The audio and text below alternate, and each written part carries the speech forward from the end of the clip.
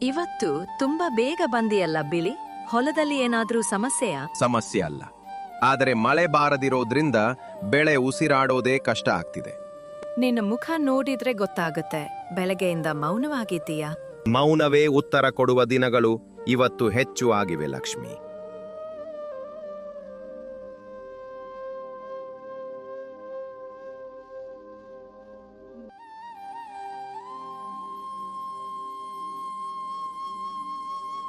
ಏ ಬಿಳಿ, ನೀನು ಕೇಳಿದ್ದ ಬೀಜದ ವಿಷಯ, ಅಂಗಡಿಯಲ್ಲಿ ದರ ಮತ್ತೆ ಏರಿಸಿದ್ದಾರೆ. ನಾವು ಬೆಳೆ ಬೆಳೆದ್ರೆ ದರ ಕಡಿಮೆ, ಬೀಜ ಕೊಳ್ಳೋಕೆ ಬಂದ್ರೆ ದರ ಜಾಸ್ತಿ. ಅದಕ್ಕೆ ನಾನು ಯೋಚಿಸ್ತಿದ್ದೀನಿ, ನಾವು ಮೂವರು ಸೇರಿ ಈ ಬಾರಿ ಒಟ್ಟಿಗೆ ಬಿತ್ತಿದ್ರೆ ಹೇಗಿರುತ್ತೆ? ಒಟ್ಟಿಗೆ ಅಂದರೆ ಖರ್ಚು ಹಂಚಿಕೊಳ್ಳೋದು, ಕೆಲಸವೂ ಹಂಚಿಕೊಳ್ಳೋದು. ನಷ್ಟ ಬಂದರೂ ಒಬ್ಬನೇ ಹೊತ್ತುಕೊಳ್ಳಬೇಕಾಗಲ್ಲ.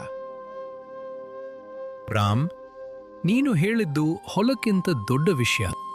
ರೈತನಿಗೆ ಹೊಲಕ್ಕಿಂತ ದೊಡ್ಡದಾದ್ದು ಏನೂ ಇಲ್ಲ ಅಂದ್ಕೊಂಡಿದ್ವಿ, ಆದ್ರೆ ಇವತ್ತು ಸ್ನೇಹವೇ ಬೆಳೆ ಉಳಿಸಬೇಕು ಅನ್ಸುತ್ತಿದೆ.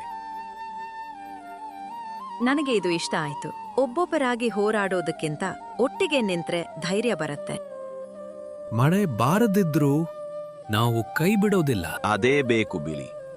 ಬೆಳೆ ಬೆಳೆದ್ರೂ ಬೆಳೆದಿಲ್ಲದಿದ್ರು ನಾವು ರೈತರೇ.